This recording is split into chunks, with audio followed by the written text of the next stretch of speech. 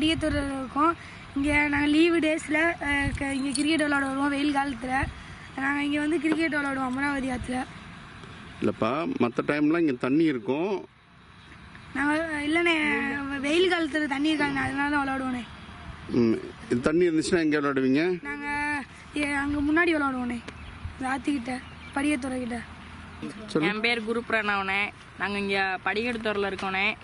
நாங்கள் எப்போ கபடி விளாடுவோம். இந்த தாட்டி லீவுனால ஆற்றுல தண்ணி இல்லாதனால வாரத்துக்கு ஒரு நாள் கிரிக்கெட் விளாட வருவோம். எப்போ இல்லைன்னா கபடி தான் விளாடுவோம்.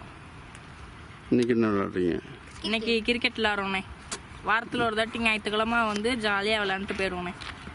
மித்த நாள்லாம் கபடி விளாடுவோண்ணே. தண்ணி இருந்தால் அந்த பக்கம் வருவீங்களா? தண்ணி இருந்தால் வருவோண்ணே.